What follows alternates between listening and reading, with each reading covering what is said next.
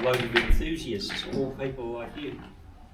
And enthusiasts love to go and ride, and we go and do an awful lot of events. Cam did 3 peaks going back a few weeks ago, and at the finish of it, I think it near killed him, but... I haven't ridden a bike since. True. Yeah, but you'll come back. When he came back, he said, what I'd love to do next year is do a proper training session, This year. Oh, sorry, this year. Yeah, 6 months out. Oh, start 6 months out. And get everyone into a training program, probably have a coach that can talk to us all about the right sort of training to go and get the most out of the event. And the most out of the event is not necessarily getting the fastest time, but being able to enjoy doing the event and being confident that you can get to the finish in the way that you want to get there. So I had a number of things that I wrote down, and hopefully you'll have to excuse us. We've had a rather big night last night with things that didn't go right, and it's ended up with a bit of brain fade. I'm not thinking as straight as I should be. The reasons why, I've just mentioned. How are we going to do it? Well, we're going to communicate through our channels and share as much of this journey as possible. One of the things that we don't want to be is a tour company. So what we're looking at doing is using the infrastructure of others, and that's why the 3 events that have been promoted, being Alice Springs, run by Rapid Ascent, France and Italy is run by bikeNOW Tours, and Warren's going to tell you all about them. And Africa is based around an event called Go to Berg. It used to be Joburg to Sea. It was 9 days, 900 people, 900 Ks, went from Johannesburg to Durban. And I did that going back in 2017. And when I came back, I actually went with a friend, and that's why this is so good. Went with a friend because I said I would never go to Africa normally, and he said, no, you've got to come to Africa. It's just an amazing experience. The people are beautiful. It's safe. And I've looked up Johannesburg. 8 people are killed every night in Johannesburg, and I said, is that really what I want to go and do? Hang it. He tells me it's going to be good. I'll go along and do the event. By the end of the event, and at the end of going through a safari through Namibia, I'd had the most amazing experience and fell in love with Africa, and I said, I am going to go back there. I did 2 years ago, 2023, and I went and did the first iteration of an event which has now been changed from I get it wrong now, Joburg to Sea, now Go to Berg.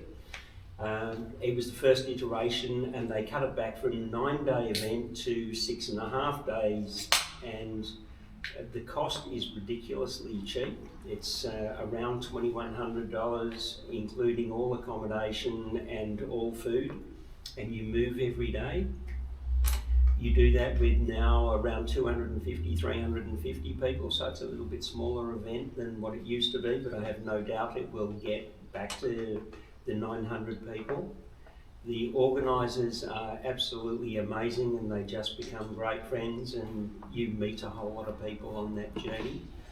And my goal is to end up with taking a whole lot of Aussies so that they can go and enjoy Africa, and they might do a safari before or a safari afterwards, but I would love to be able to go along and share that journey with a whole lot of people through Alchemy.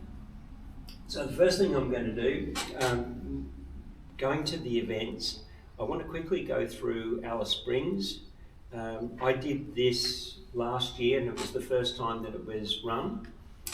It's called the Shimano Gravel Muster, and last year they had the hottest period of time on record through that. It was sometimes 45 degrees. I'm hoping that I can go back this year and it be what it was supposed to be, which was 23 to 28 degrees. It's a very, very different event and it might not appeal to everyone, but if you haven't looked at it, I've got literally a 1 minute 23 second video, and that sound should come through. I'm just going to show you that because I think if you want to know more, the websites have got more information than we can ever give. So the goal today is to be in a group environment where any questions that come to mind you can ask and we can answer. Okay?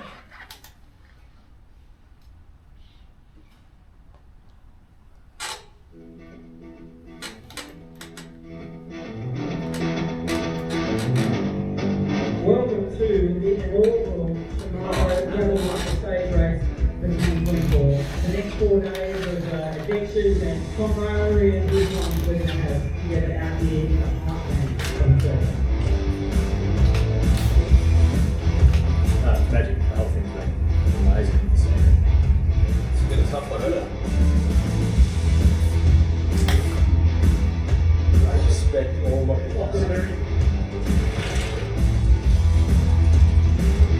Got a nice group, good pace. No beers around the pool, good people, what's not to like.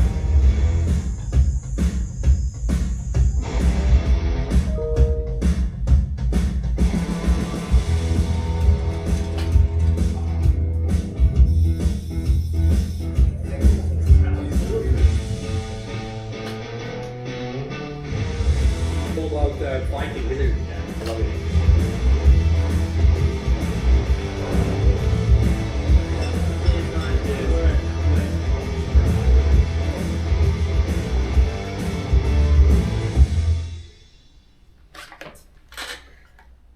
Okay. How many days? No. 4. And of all of the events that we've been listing, if you heard Warren before, he was talking about it not being a race or it's not a training camp, it's about the journey, the people. All of the events that we've got down there are the same.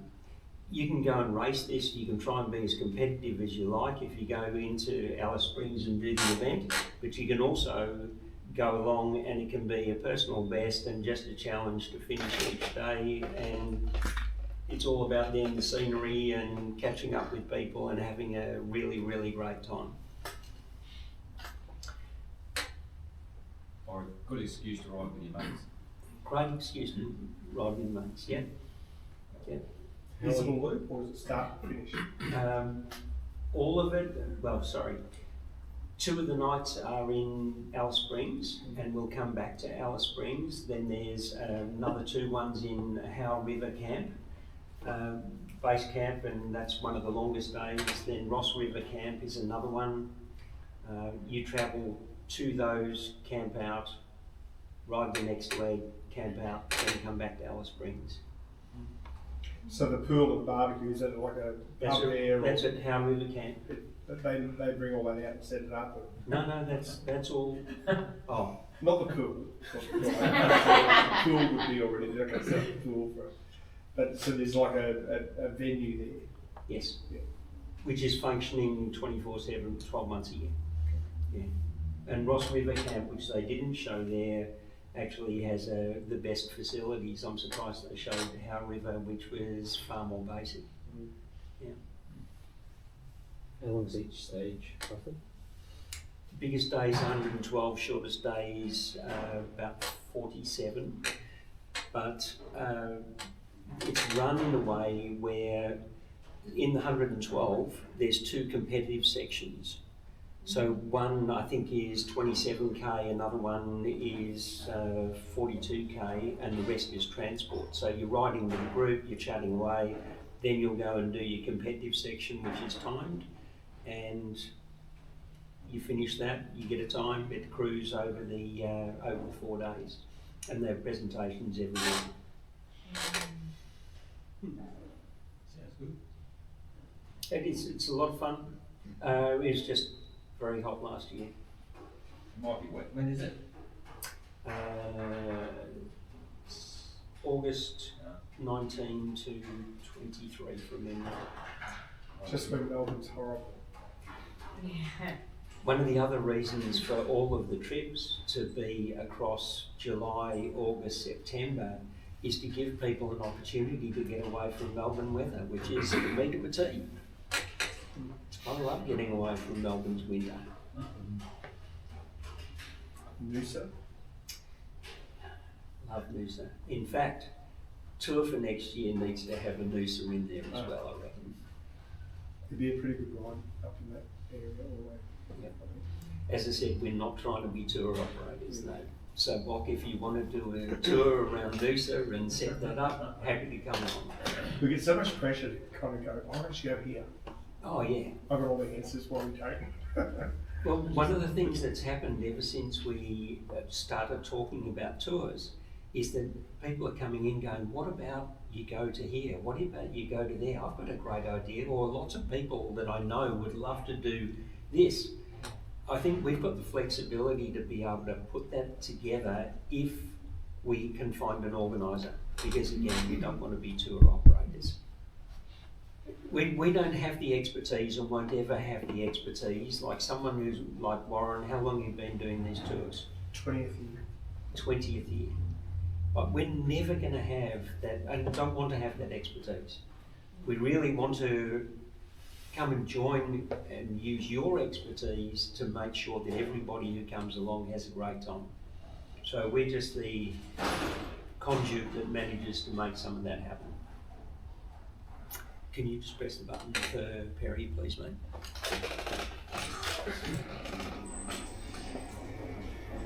Wrong door. I'm screaming for him. Yes. If there aren't any more questions, we'll just get on to France and... Do you want to do Joburg? No, I'll do Joburg next and line myself up for them. That's okay. What do you want? Yeah, whatever you like. I'm happy to You talk. can come over and sit. Yeah, sure. Okay. I'll swap. For those people who I don't know, or don't know me, I'm Warren, and my colleague who we run the tours is here, Jeff, and Maddie. Maddie's just come down from Sydney for a quick visit to fix a spa at a big gymnasium. So I go, hey, we're going for a bit. He goes, oh, come on. We have about 9 staff, but it sort of changes around depending. We run a ride across, anyone heard of RAM? Ride across America? Yes.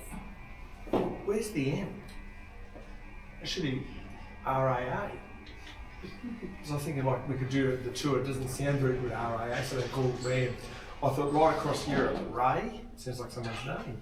Anyway, so each year we ride across Europe and we do it differently every time. So we have what Nigel mentioned about all of these tours. As a tour provider, we get asked, why don't you do this, why don't you do that? And the bottom line is we've got to sell it. So if you don't come up with an idea that someone goes, I'm in. So we say, right across the Pyrenees, you go from the Atlantic to the Mediterranean. That sounds nice. You know, then you start going a little bit further, or you go the full Alps from north to south, or the Dolomites, or, you know, we're going to ride the Riviera, the coastline, you'll see everything, you know. And then that's the hook to get people to kind of go, okay, I'm interested, that sounds kind of nice. Then all the objections come. And the objections are, oh, I don't want to get into this, you know, everyone's going to be racing off and, you know, rubbing oil on their legs and being really serious. I don't want to be the last person up a hill and everything like that. So we diffuse that by having 2 rides most days. And some days we don't. Some days everyone just goes, well, let's just do the B ride because that sounds better, so we go that way. So I started doing this work with Adventure Travel, and we used to have somewhere between 30 and 80 people on the tour, which is actually how I met Maddie. He was a customer, client, A long time ago. participant, and a lot of people who've been on tour have become good friends and still friends today. So we always had to think in planning, what do we do with the person who doesn't ride? What do we do with the person who's not only going to do 25 Ks a day? What do we do with the person who's 60, and what do we do with the heroes? Like, they're going to want to do You're going to want to go and do something else. So every day we discuss those options. What if it's really, really bad weather, or really good weather, or what if it's really tight, or like whatever. And sorry, Homer Simpson's going, oh. Excuse me. So what I have to say, a guy recently said to me, "Thank you for inviting me on your holiday," because it felt like he was on my holiday, right? And I'm not sure that he meant it nicely. He's coming back this year. But and I thought that I kind of go, "Are you joking?" Or is it? And then I thought about it. What a great thing to say. Not thank you for inviting me on your money-making exercise where you're just going to put us in the cheapest hotel and ride down the Pean Highway. If you wanted to go somewhere with somebody who's done it 20 times and they go, "Where do you want to go?" And they go, "Where do I want to go?" Okay, well, that's a different thing. I certainly wouldn't be going that way. I'd be going this way to begin with. And they go, "I'm coming with you."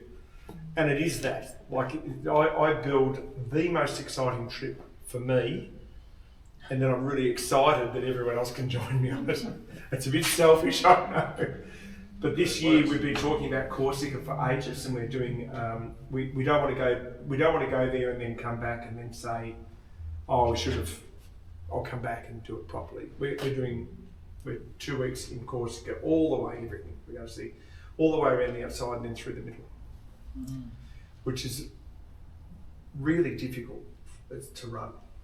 It's been proving quite difficult to get on that. Can I just ask you a question and make a statement? Originally, we were talking about doing 1 week in amongst the bikeNOW tours, which run for about 8 weeks, don't they? Yeah. So their tours go from start to finish, 8 weeks across France and Italy. And then we were going, well, we should take 1 week of that 8-week block and invite all our customers to come along to share that 1 week.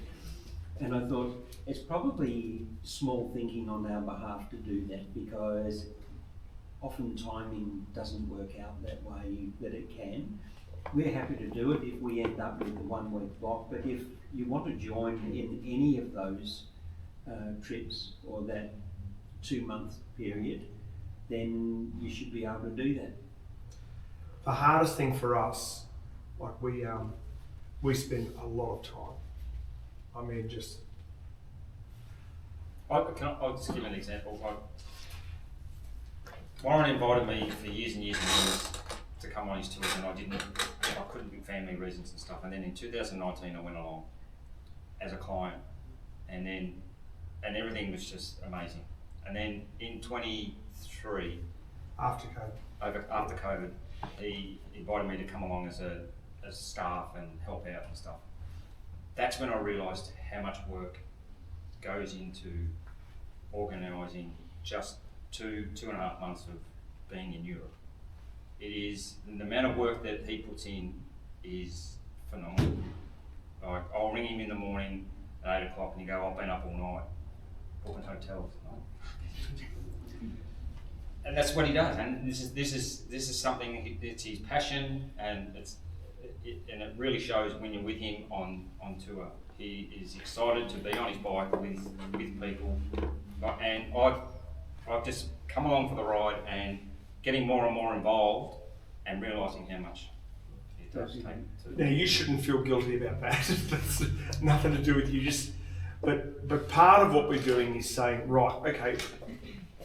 I remember when I first went over in 2006, and I worked for the travel agent and Tour de France Corporation, and they said, and I got the job because I used to teach mountain biking, and I was a guide, meant to be empathetic towards what people are going through and everything, which I think I am. But as soon as I got there, the guy goes, "Just get from there to there with your bike, and we'll start." And I just watched everyone trying to get to the hotel, and taxis and bikes, and where do we set up? And I just go, "Oh, no. We need a car. We need a car, and we've got to be at the hotel. Welcome. bike in the car, back to the hotel, go to your room, we'll assemble your bike, see you in 4 hours, we'll go for a bike ride. That's what I would want. You know, you don't speak the language, you don't know where the taxi rank is, you don't, you know, you're in doing this and do that. And when you get to the hotel, you've got to like book in and find out where you need to be. You're on holiday, you just don't want to think about any of that. So we like the idea that you arrive, all you got to do is book the plane ticket. Now, we might be in Nice and you're flying to Paris, so there might be a train trip which we help everyone with where to go and what train, and we'll book the train for you.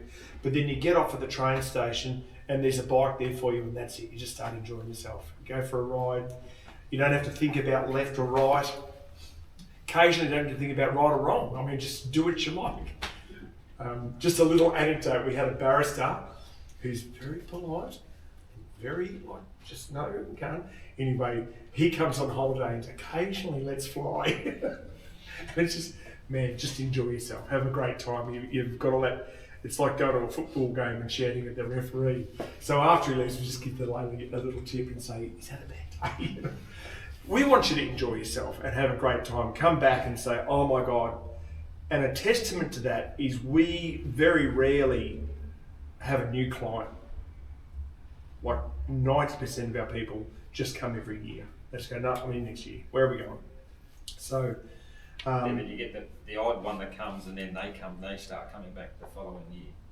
Our best ad, she's not here. We didn't invite her actually. But there's a woman called Vicky Hazel, and the husband I ride with, and he said, I'm going to come on one of your tours. Vicky's going to join us for a week. And she said, I don't ride. And I go, what, at all? She goes, well, I've got a bike and I don't mind riding 20 kilometres maximum. That's it, right? And I said, have you tried an e-bike? And she said, well, no, I haven't. So we got an e-bike for her to try it. She goes, oh, I like that.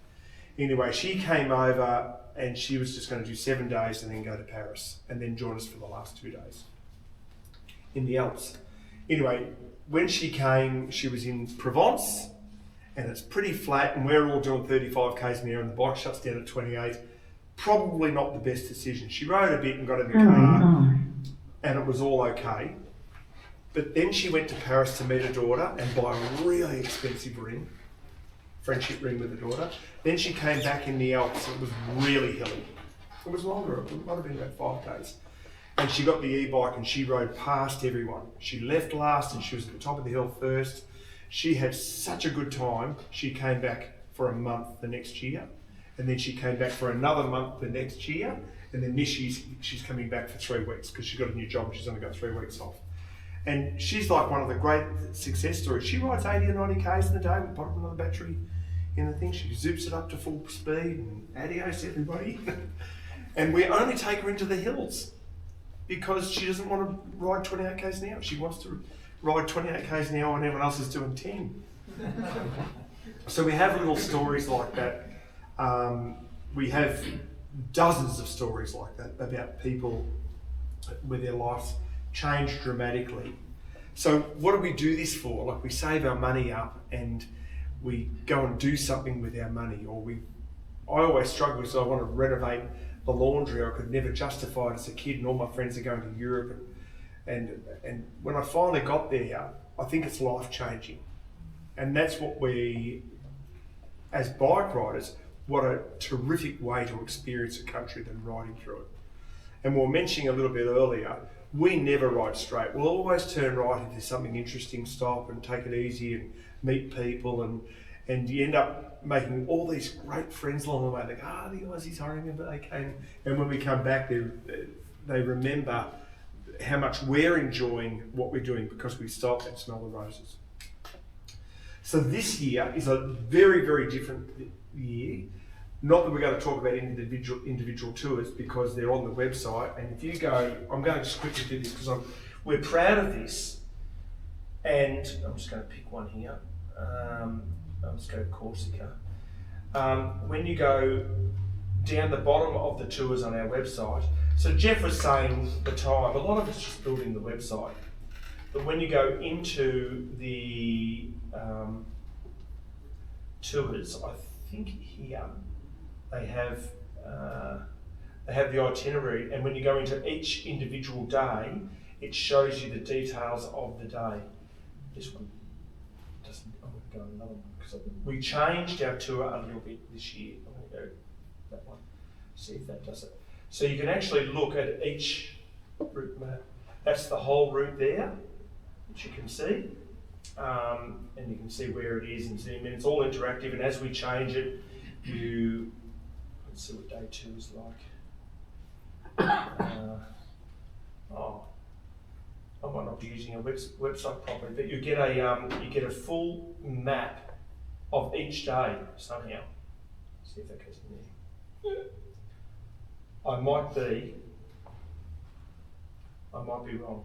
No, I'm not wrong. I know I'm right, but I haven't actually looked at where that goes. So you can go into each day and look at every individual day where we go and what hills and how many climbs that day and the choices. But when we do these tours, quite often what we have is we'll have we'll change the route, like really last minute.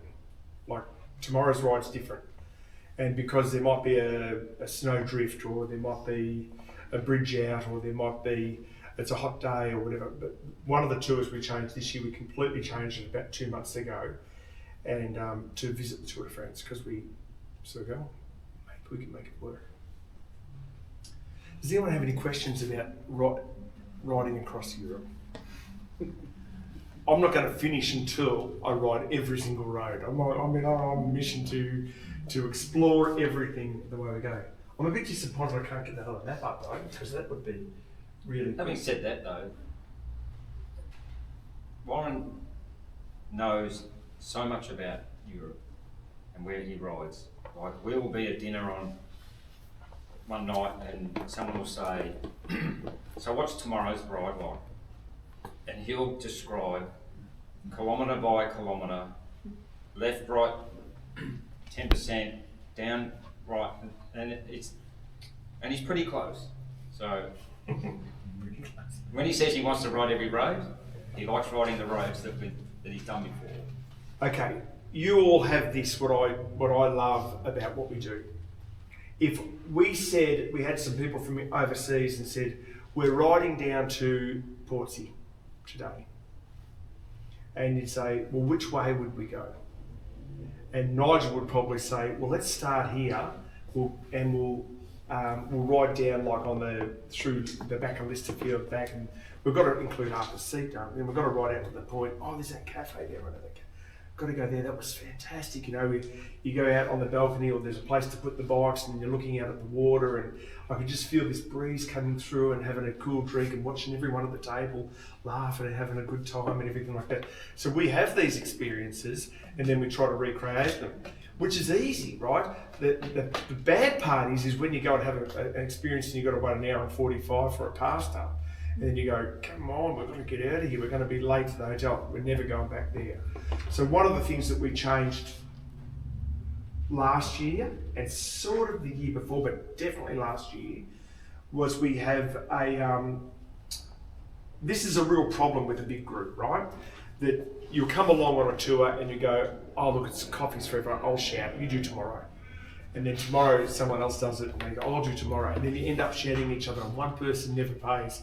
And towards the end you go, never pays, right? And then you go, tomorrow night is we'll just split the bill, because it's easier, just 40 euros each, right? Someone goes, but he had lobster mornay. No, I had a salad, you know, or I didn't drink. So we sensed that there was a big problem, and it's an ugly part. You're not going to sell a tour this way, right? No one's going to come away with us because we managed that. But we thought it was so important because it created a lot of problems between people. So we run a lunch every day on the road. We pick up 1.5 hours, so we're in early. It's like $3 each a day for food on the road. We have a car fridge, and the driver gets fresh baguettes, and we've got cheese, and we've got this and that, and you put in your requests on like iced tea, and beer, or drink, or whatever you like. So you show up, the van's there, the table's out, and everyone goes and makes their lunches, and you sit down in the grass, and we pick the best place. You know, we're not stuck to the town. We're on top of a hill below a big windmill, or beside a nice little river in the grass on the green, or a picnic table somewhere, or at an amphitheatre, you know, with a bit of history. And then we just put that in to a group account that we manage called TT, used to be Split. And then when you go out for dinner, well, we've got a copy of the menu under the bench. Oh, you've got that. And we write it all down. And at the end of the night, whoever's got the most debt on the TT pays that night. And then everything you spend for the whole trip is documented and paid off. And then at the end, you just cash up. So you only absolutely pay for what you take. You don't look at someone else and go, I didn't have any of that wine. I'm not paying for it. And it diffuses so much. Now that's a big deal for a tour operator. When I was working for the travel companies, they go, don't get involved. Stay out of it. Don't let anyone buy you a drink. Right? That was like really, really strict about, don't get involved in this whole money changing hands and favours because it ruins friendships. So we diffuse that and it works so well. It's hugely successful. Now, you used that 2 years ago. We started using it 2 years ago, but Splitwise was a bit clunky, but now we've got a better software, and now we get the copy of the menu and we track it more and we keep a control of it more and stuff like that. Yeah, we've had a lot of people who over the years, no one complains about the route, no one complains about the support. Very few people complain about the bikes, but some people are really good bike mechanics and they go, my discs are too, I need new rotors. We generally hit the target on everything, and that for 20 years, that's been an issue, money. People earn their money, they value their money, they want to keep their trip at a minimum. Another thing as a tour provider that we work on, we get some people who go, accommodation's not good enough. I was on a sofa bed, no air conditioning. And you go, well, how much do you want to pay, mate? Do you want a 4-star or 2-star? So that's always been an issue. Some people want luxury and some people don't care if they stay in a youth hostel. So we have to find the best accommodation at the 3-star hotel at this 2-star price. And this involves an overlay for an organisation that's really difficult, because if you want 3-star or 2-star price, you've got to pay in November. And we don't know how many people are going in November, so it's really, really difficult. So we do deals with people, and now we don't deal with any websites like Booking or anything like that. We're direct.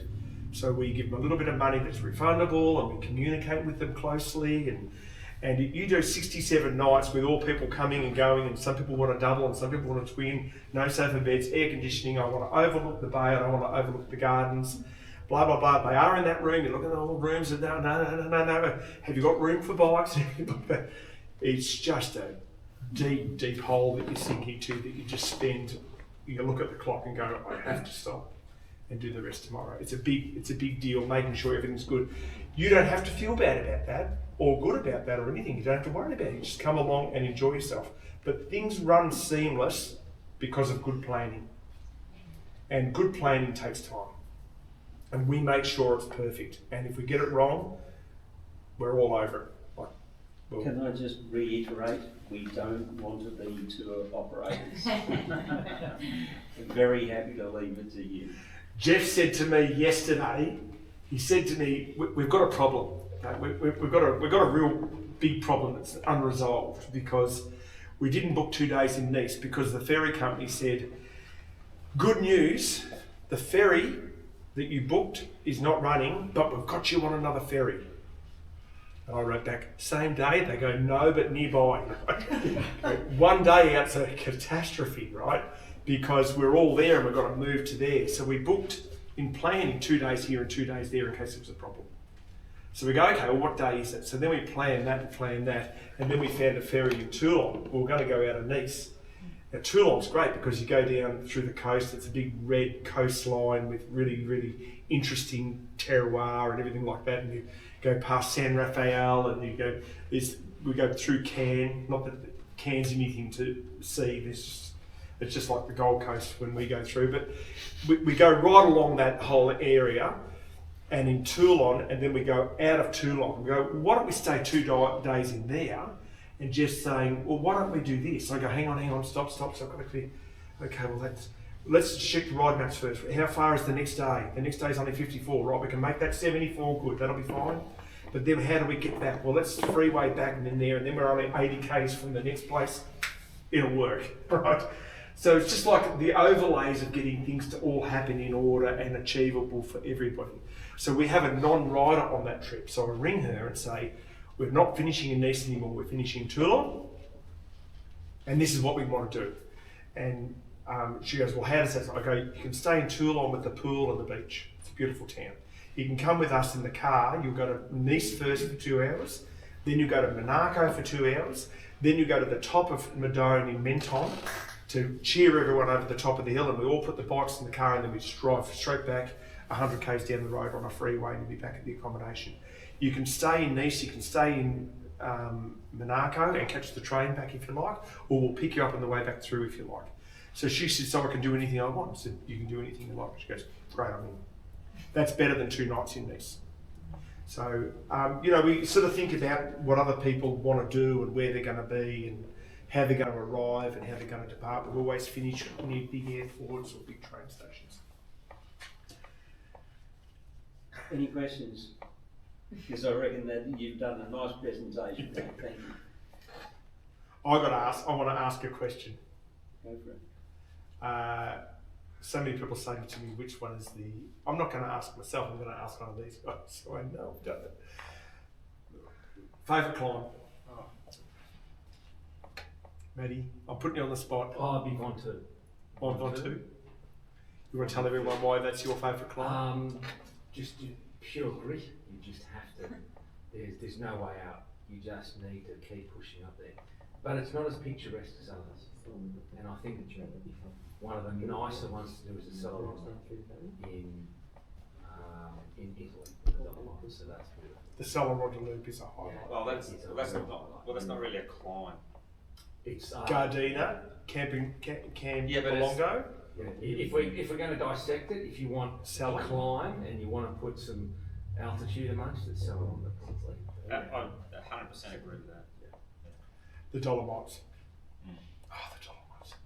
So beautiful. But if it was a climb, It's so for difficult. me, Dolomites are difficult. I think what you're getting out of this is that when you actually do monster climbs that you've seen on the Tour de France, like Ventoux, like Tourmalet, Alpe d'Huez, there is some incredible feeling of achievement when you get to the top. And these guys are in the van and they're driving along and they're spurring you along. Do you need a bottle? No? Leave me alone. Just in the zone and I'm going to finish. But it's a huge amount of achievement or feeling of achievement when you manage to do those climbs. But we're at work, we'll say, I reckon you'd be a pretty fit guy. I just pick it, right? I don't know, you're serious, clean, lean. I reckon you're going to be a little faster than the average guy. I'm a non-rider actually. If you all came away, I'd be just saying, hey, we've got a ride for you tomorrow. I'm just picking it, right? No. And when we say to people like you, we stop and take photos and, there's history and we've got Tour de France stories, we've got fun and there's great cafes and everything, I don't drink coffee and I'm not interested. Okay, so you're the 120k guy.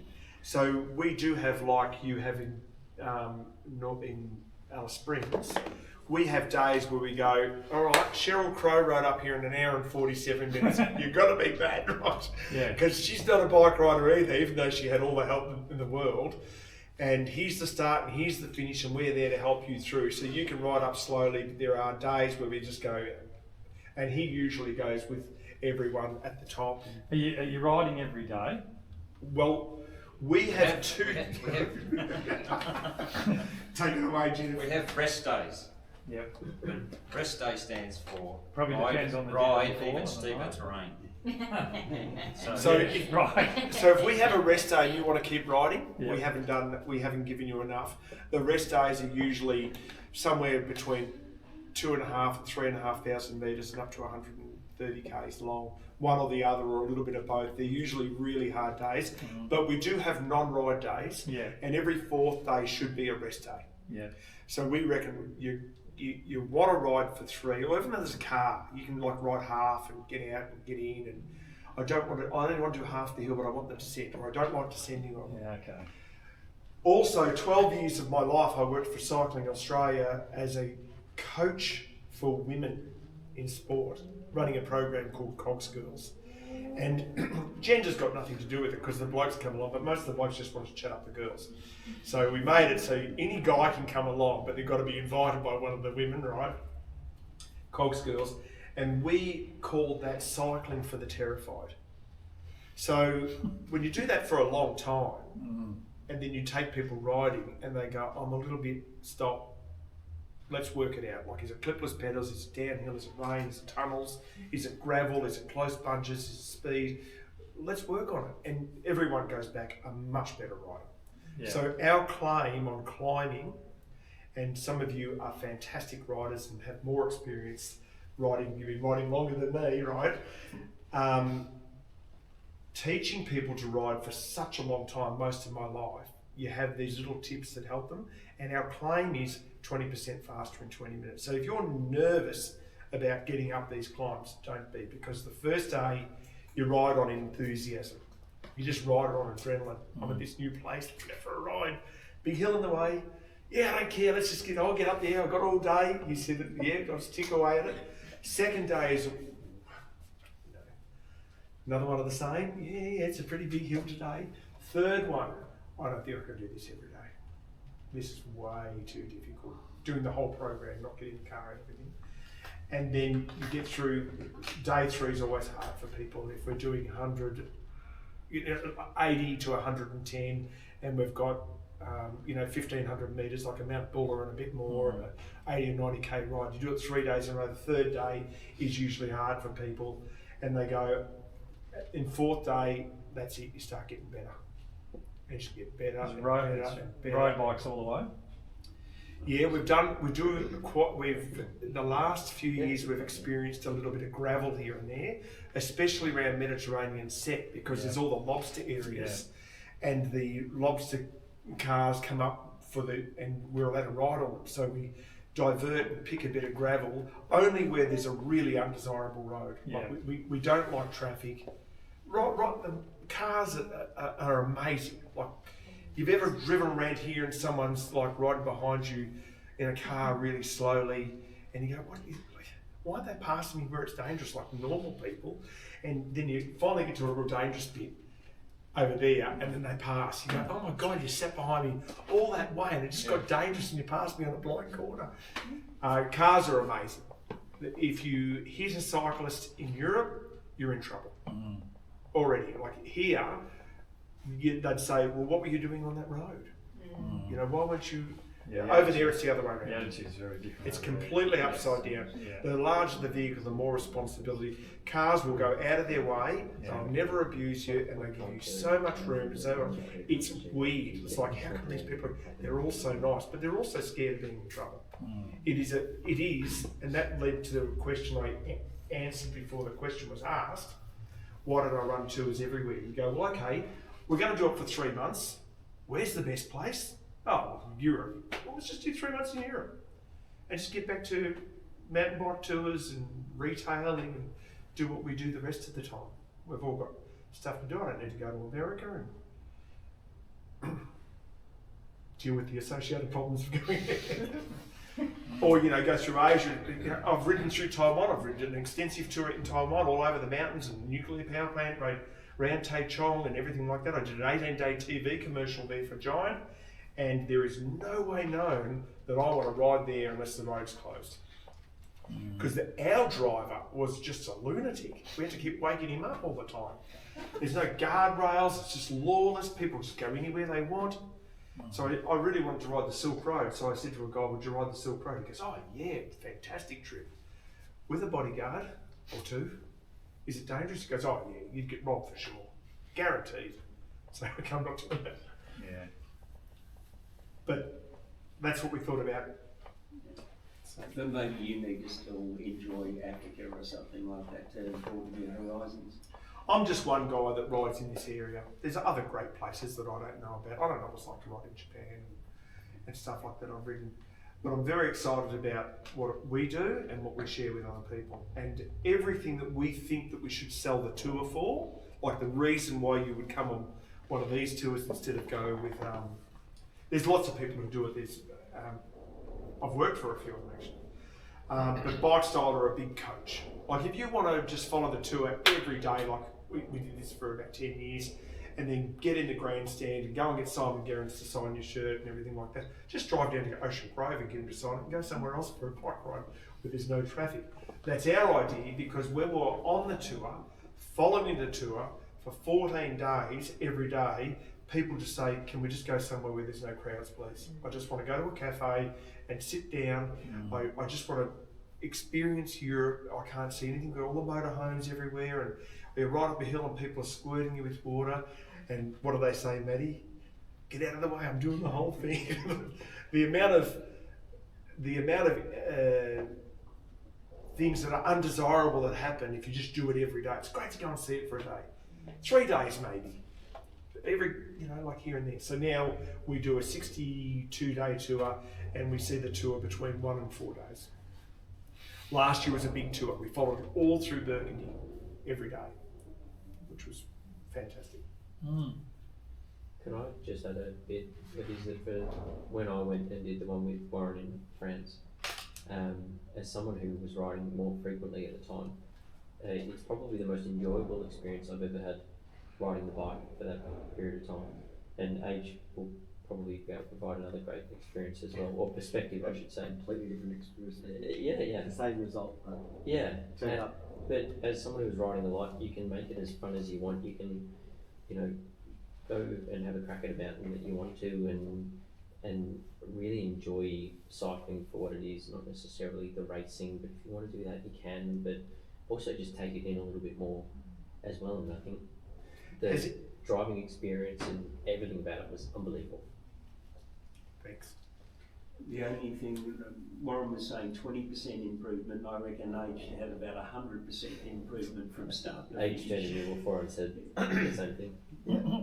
I turned up without doing any training. I did one ride down to Portsea and back, if you recall.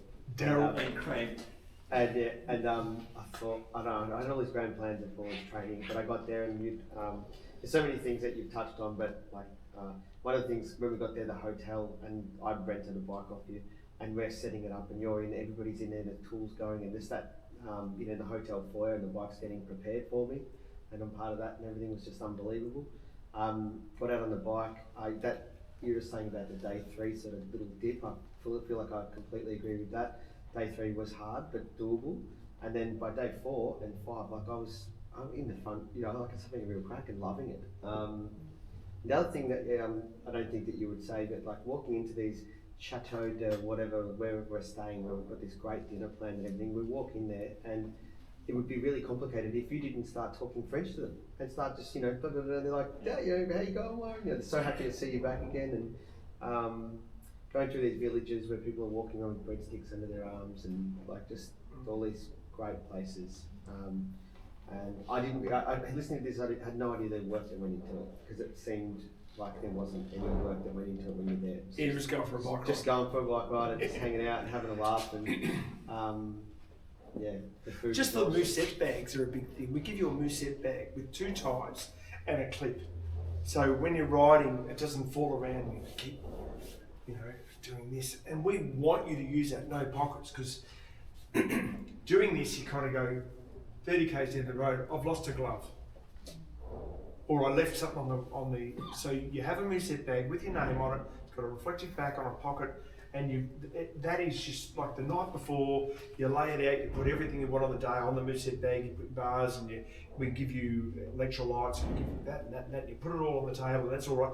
That's your bag for the day, and you don't leave it anywhere or anything like that. When you get up, you back on and we put a name on it. So I reckon that's a vital part. I don't know anyone else who does that. And also, when we're on the Tour de France, we can see who's with us, because they're wearing a really obvious bag on the back that we can identify out of so many other people.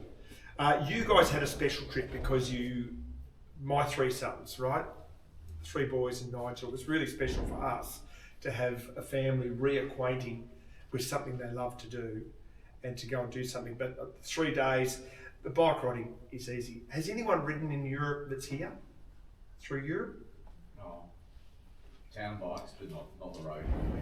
We used to finish in Paris every year, and one of the competitors, I won't tell you who it is, right, but one of the competitors who I used to work for, we'd come out and we'd go we do the tour before the Tour de France came through in the afternoon. So we get up at 6 o'clock in the morning. Paris doesn't sort of like get moving until about 10. So you get out and we do this ride and we go down through down Notre Dame and up to Sacré-Cœur and then around the Tuileries, Arc de Triomphe, and then right around the big roundabout and come back down and look over the Eiffel Tower and the hospice and then back home to the hotel. And it's the same tour we do every year, and we've got a little ride. The punches, oh my God. So we just go and book 30 of the big fat bikes. And everyone does it. Leave your bike alone, get your runners, get your backpack, come with me, walk down the road, and they're all lined up. Then we all get on these bikes. And they go, what are we doing on these bikes? They go, oh, the punches, we just waste so much time on punches. You just want to be able to relax, go for a ride. We get like 3 Ks in, and there's the guy that I used to work for, he's an Australian guy. I go, how's it going? Good, you need any help? No, we're good. Hey, we're the good guy. And everyone goes, that's what we're avoiding. Because you take 35 people for a ride, you're going to kill it fixing punches. So you just want that right. I'm very conscious of time, so if there's questions that you guys feel haven't been answered, or if you have something you're dying to know, you can just ask the questions. I'm just conscious that we did say 7:30. Is there interest in the Africa presentation? If no one's interested in Africa, then I won't present it. And if everyone is still interested in Africa, that'll take between 10 and 15 minutes. Questions first. And the thing is, Warren could go until about 10:30 tonight telling you stories about France. Just understand that that's not going to stop. The first time I worked with Peter Horsley, he wrote to Albert, where did the batteries go? Just a quick point as well is I reckon about 50% of the fun that you have on the France trip, for example, is off the bike. Like Warren and H just touched on it before. In San Sebastian, we walked into this place that Warren loved and like knew the person straight away, and he was like, no, we're going to get this giant board of stuff, of food.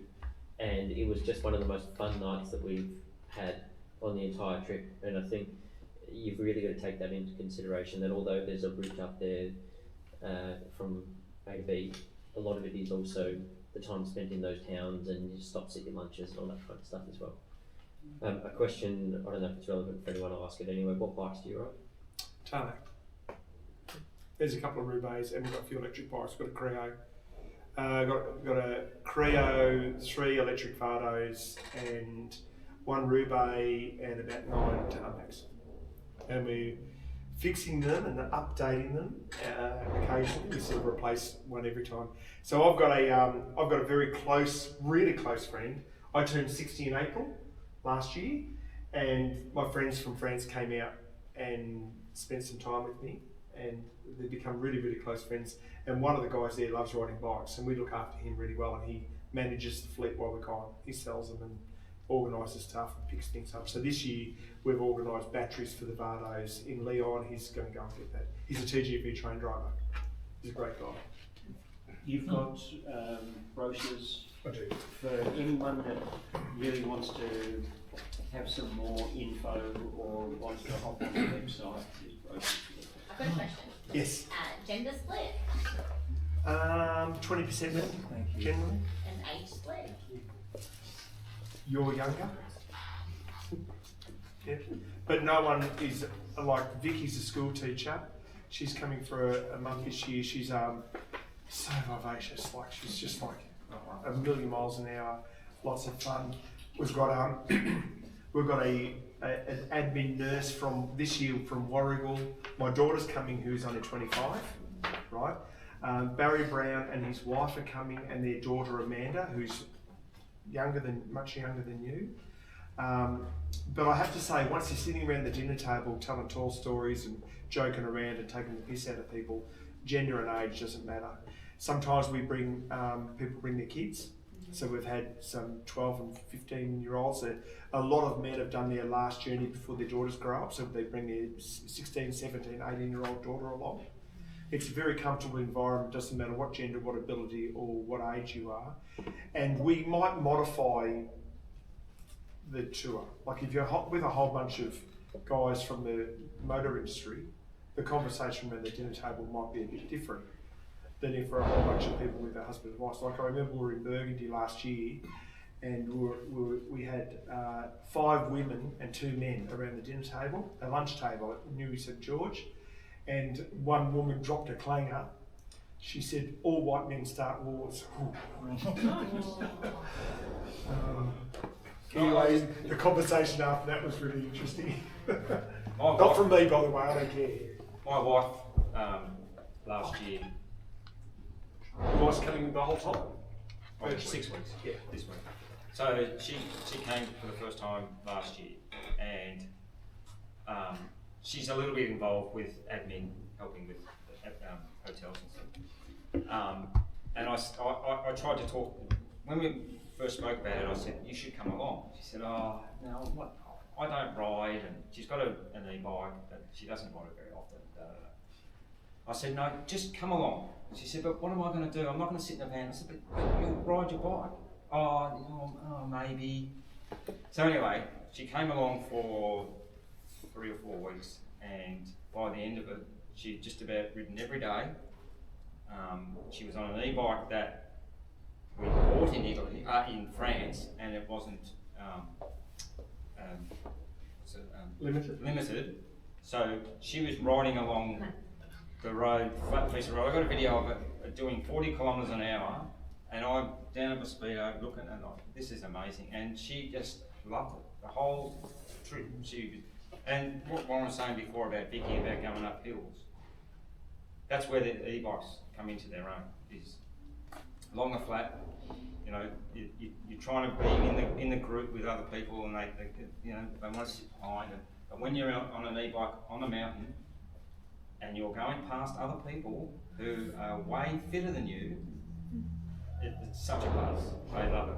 We have a guy that is a regular named Ray, who's 75. Knee replacement. He had a knee replacement. And he's been on the last, I don't know how many. Oh, he's been on the same. And he rides an e-bike, and he loves it. Absolutely loves it. Answer your question. So we've got Steve, Adrian, and Chuni. She's a Chinese woman, and she, in 2017, they bought their children, and now they're just coming alone on the Tour de France leg. She doesn't ride. Tracy Gully is coming with her. She just dropped in to see us for a day after spending time around Lake Garda last year. And then she was just going to drop in for a day or two while we were riding through with her husband. And then she cancelled all the other plans and stayed with us. And she didn't ride at all. And your friends from down your area that are coming this year, what are their names there? She rode Burgundy with us. Oh, Steve and Karen. Steve and Karen. Karen came by and goes, 25 k's an hour. I go, yeah, I've heard all that before. Don't worry, we've got a bike, so it'll be fine. She goes, but I only ride 25. I go, that's okay. Would you rather ride the 25 going into the Tour de France, or would you rather do a ride in the morning and then we'll shuttle and meet the Tour de France? And she said, well, why don't I start in the morning? Where will the car be? So we run a WhatsApp with location. So you pull off the side of the road and you go into a cafe, lean your bike up, go in and order a drink and go pick up. And ding, you'll get a message back from the car 12 and a half minutes away. And we just come straight to you, put the bike in the car, come and have a coffee with you and away you go. So she was ready for that, right? She was ready for that. Anyway, so she got, I think, the longest she'd ever ridden in her life, and she's retired. And so that day I think that she rode 50 or 60. 50 or 60, she beat it by like 20 k, 30 k's, and she go, oh, I had a great time. The next day she rode over 100.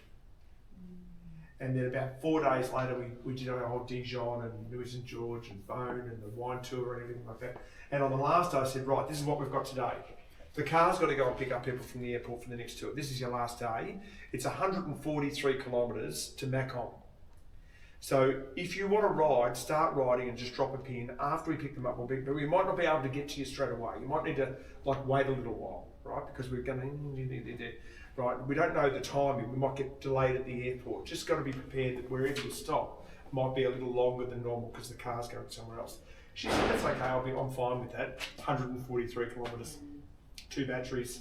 And biggest milestone, high-fiving everyone. I've never thought that it was possible. And everything that people say to me at these talks, I just ignore it because I know what people are capable of. in that ride, in the first 15 kilometres, we're riding through Burgundy, through the vineyard, through all the vines and the dirt Route roads. de Grand Cru.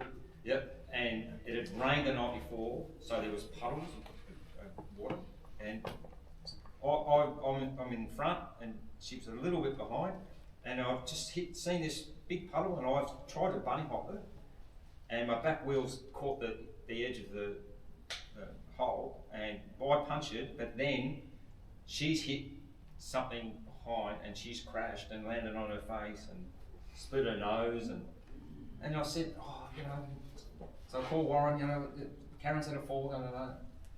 And he said, what does she want to do? And I said, what do you want to do, Karen? No, I'm going to keep going. Because we just assume she wants to give up. Oh, she had skin off her hands, and she did the whole 140 cut. It was amazing. Because a little cut, a chin, a little hand, yeah, it's fine. Just a, and she was doing selfies, and it's just. All right. Anyway, We need to keep moving. Thank you, Nigel and Cam, for setting this up, for having a venue and buying drinks and food and everything. But thank you to all you just giving up some time with the family to come and listen to us tell stories, with the aspiration that one day you'll tour with us. Thank you. Thank you. Thank you.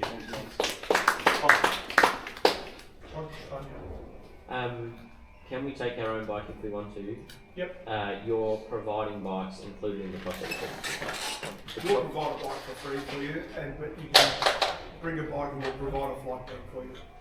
We'll pack it. We'll unpack it. We'll pack it again. Unpack it again. But I think Nigel this end will do the packing and stuff like that. But we'll give a flight bag for you so you don't just go and buy one unless you already own one. We've got a whole bunch of stuff. Generally speaking, what we like to do is pack the bike really well in a cardboard box rather than have a bike bag at the other end that you've got to traipse around. Level of people, and we break even at a minimal level of people. And then if we get more people, then we start to have a profit. So we work out the minimum for a nice hotel and all the support and extra staff and food that we provide. Not the food we don't provide, of course, and bikes and everything is $550 a day. And I think that puts us at a little bit less than anyone. And to back that up, I don't know how we did it. All the costs have gone up 30%. And that's what we were charging 10 years ago. The prices haven't changed in 10 years. We know the hotels are 30% more. Like, you can't get much really that's worth going to for what we used to pay. Okay, if there's more questions for Warren, can you save them till the end, just so that if people have got to go, because I know there's a lot of people who have got time frames. Okay, so very briefly, I've got a 2-minute 30 video of one of the best days that I've ever ridden in my life, and it is in Africa. It's part of the Go to Berg event. And this event, it starts in Johannesburg, it goes through to Drakensberg, which is 7 days. All of the accommodation, all of the food is included, and it works out around $2,100. A lot of the nights you're in tents which are all put up for you. You arrive, you have your number, you go straight in, and basically you roll out your sleeping bag and away you go. So it's a really, really cheap event. All the food is unbelievable. The breakfasts are fantastic. The dinners are awesome, and they just cater. They've done this for a long, long time, and they know what they're doing. And again, that's why I don't ever want to do events. I want to use their infrastructure, their experience, and take people on this journey where it's just a bucket load of fun. Just going to run through, and you'll get a bit of an understanding of what it's about. It might create some interest for you, and you can go and watch this, any of these, at any time.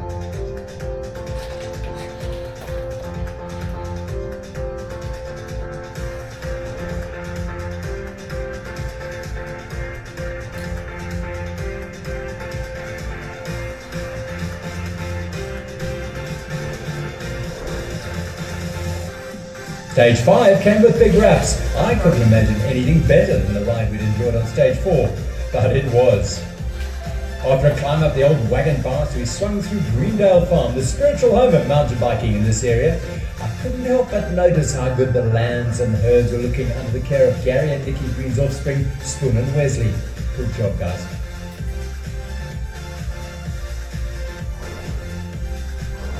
The stiff headwind on the open farm roads played havoc with our hair and our stage times as we rolled towards Whitton Primary's water point at Tugela River Lodge. There was, though, still some work to be done on the second half of the stage. Again, that creative vision of Bexen and his team had us cruising up Lantana Climb. Most of you were probably cruising, I was redlining. After riding by the world's tallest mammals, we hit Grand Canyon, a narrow, dry shale river bed. It was as if it had been made just for us to ride.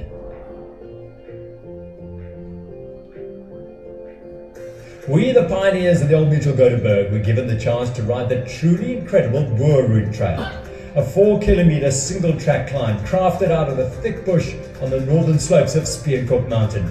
Built in 12 weeks from top to bottom, we barely noticed the 180 metres of ascent as we snaked quietly up and around the 50 perfectly constructed switchbacks.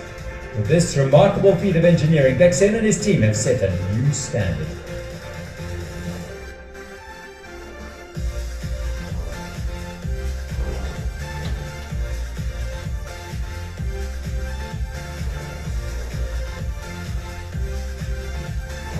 The journey comes to an end on stage 6.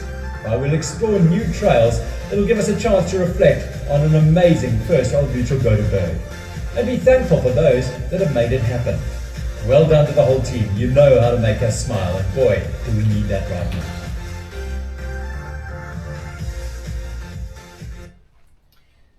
So that's Gothenburg, and I just want to go back. It looks like a lot of people participate in that. That was 250 first year. They had Joburg to Sea, which was 900 people, and they had really, really bad weather 2 years in a row, and it just decimated, plus COVID knocked the event around. So in the end, they shortened the event. They've now moved it to September instead of July. And weather is better. They're starting to build again. So apparently they had 300, 350 last year. I did it 2 years ago, 250. It's all the same stuff. It's all the camaraderie at the end of the ride. The organisers are so focused on supporting. They have loads of internationals, and at the very start they said to all of the African-based people, adopt an Aussie or adopt a POM or like if they had, who's an international, you put your hand up and what country you're from, and there's 250 people here, you go, hey, I'm an Aussie and I've done the event before, it didn't matter. They said, okay, who's going to adopt an Aussie? And there's 6 people that are riding as Africans farmers that are in the local area, and they said, well, adopt an Aussie. So I went and joined them. And every time I needed any information or any support, they'd see me on the start line every day. One of the riders I spent a whole lot of time riding with, and I got to meet his daughter, and his daughter wanted to come out. She's a myotherapist. She came and dropped into the shop. She stayed with us for a period of time. You get to know some people really well. The African culture is so supportive, and they're just great, great people. And they're country people, they're just, yeah. I also went from there and did a 10-day safari through Okavango Delta and Victoria Falls, and a number of Soweto, Chobe National Park. It's an organised safari. And that was life-changing. It just, the whole trip last time, I couldn't recommend a trip to anyone more if you're into that sort of thing. So there we are. I didn't want to bore you with the whole lot, because everyone can go to the website and you can go and have a look in. It shows you the sort of layout. Everyone's got really nice tents. We also stayed in some nicer accommodation for one of the nights, which was -2 degrees, and they knew it was going to be cold, and we all went in and went, oh, camping's going to be cold tonight, and they've gone, no camping tonight. Everyone's booked into chalets and made sure that they looked after us. It was really, really good. Only thing you pay for the 7 days is beer. and they've got a brewery that travels with the event. Huh. The top 20% of the riders in this event, and it's been the same the times that I've done it, they're racing. Everyone else is out there just having a ball and doing personal bests and doing a challenge that is really, you know, it tests you, there's no doubt of it. Same as the rides for you. Mhm. Yeah. You come back fitter and faster, there's no doubt of that. Forever, because you climb better. There's another point to that though, and that is, as I said earlier, the events are in July, August, September. I find, and this has been the way it's been for the last probably 5 years for me, when the days are short and the weather's crap in Melbourne, I would do anything to be anywhere else, training and enjoying my riding. I really want to have 12 months of riding pleasure.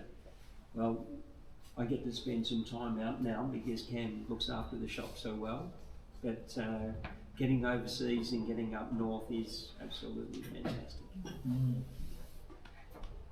Nigel's endless summer. I came back on the 1st of October, going back I think 2 years ago. We had the worst October everywhere ever, and I said I'm not coming back till 1st of November next year. That is a downside when you come back from Europe. There When is. you come back in It's a August dip, isn't it? or September, it's like Still shit. Yep. just getting used to the dark days and Yeah. short days. Middle August, air's fresh, bit on the face, you can wear black and sit at a cafe for a little while, just a month or so. Makes us appreciate summer more. Otherwise, everyone would be sunbaking in Alice Springs. Yep. True. There you go. So any questions about Africa? Do you have to take your own bike as well? You definitely can. You can also hire your bike. So I hired a specialised Epic Evo last year, and it was a great bike to use, and you can do that. It cost me, I think, $143 to rent it for the week. So it was super cheap. And it would have cost me, if I think about the insurance and think about the wear and tear and all that. Well, the thing is, our conversion over there, like $1, is worth a lot of money. And, you know, everything is cheap that you buy over there. When I went on the bikeNOW trip, there was a couple of guys that took their own bikes, and one guy had a really nice Sabella or whatever it was, and he was really proud of it, and it was his special thing. I think once that we were at a cafe and it fell over once, and he was just looking beside himself. A Trek Project 1. Was it? Yeah. Oh, it's a short guy. Yeah. Yeah. And he stacked it also coming down off Tourmaline because his hands were frozen. It's always a short guy. He's not And he wasn't really, he had a great bike, he wasn't very quick up either, but it didn't matter because we were all together at school. But, like, you know, he was always worried about something happening to it. Yeah. And the other thing was, when on our trip, we went on to do other things in like England and blah, blah, and so the thought of having to drag that bike around for another 2 weeks after just doing a week's holiday, or even the 2 weeks before, whichever order you did, it would just be, like, it was not. And then I'd pay $140 just not to have to catch the taxi from the airport to the event. Yeah. You'd probably pay extra just for that. Yeah. What would you say? Should I put my bike in it? Oh, yeah, it's got all Definitely the made taxi something place. that's like But it was, totally suitable for the it was an alloy, comic alloy. Yeah. well, also, I reckon you would have replaced them by now, obviously, but I was on an older Roubaix, I think, which is a fairly- All gone. Hey? All gone. Yeah, Yeah, it it's was all- pretty comfy. It was like, it was great. It had some scratches on it. I didn't have to worry about it. I love that. Yeah, we upgraded to Ultegra Hydro Disc tarmacs. We've still got a newer Roubaix in the fleet of 58, but that's, as soon as someone buys it, we'll replace it with something different. Any other questions? How much did you say the Event was? Yeah. It's $2,100, including going to the final showdown night, and that includes the accommodation for that night too. A lot of people locally will finish the event and then leave Drakensberg, but they have a big celebration night at the last night and accommodation. Yeah. and the $2,100 includes all of that. And then getting there is on top of getting there and back. You organise the best airfares you can. Yeah. I think last time I got to Johannesburg, and I know they've gone up an awful lot, but it was about $1,500 return. And then the tour was probably the most expensive part of it for me, and that was about $2,300. But best 10 days, and that's with Intrepid, and they look after you again, all accommodation, all meals. Flights are so hit and miss. Like we looked at a flight for someone the other day, and it's sort of like 1,500 or 1,600 each way for Europe. But Jeff and I bought ours in January for 1,550 with Etihad. Yeah. Etihad with a flexible fare for 1,500. Return, yeah. 750 each way. You just got to get the right time. That's another thing to mention about Alice Springs. Alice Springs is a really, really expensive place to get to and return. But if you get it while the specials are on, it's $300 each way. Whereas if you're not buying at the right time, it's $600. So the planning is really important.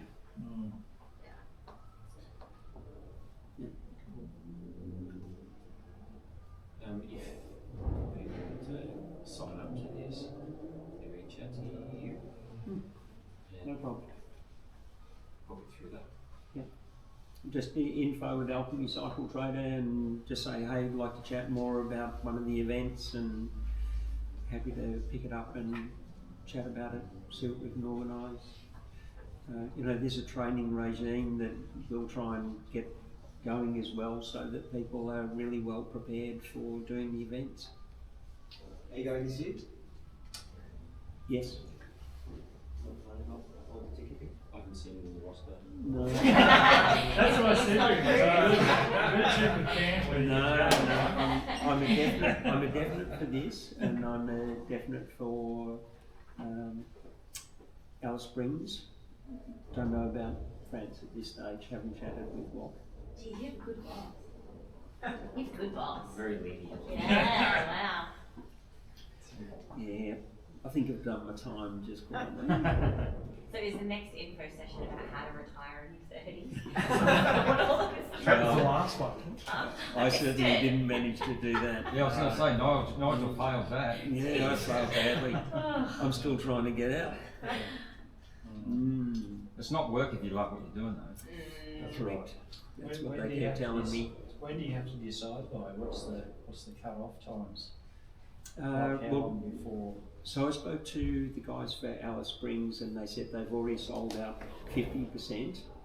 They've also sold out all of the top-end accommodation. So now it is tents, which is fine because the tents that we stayed in last year were great anyway.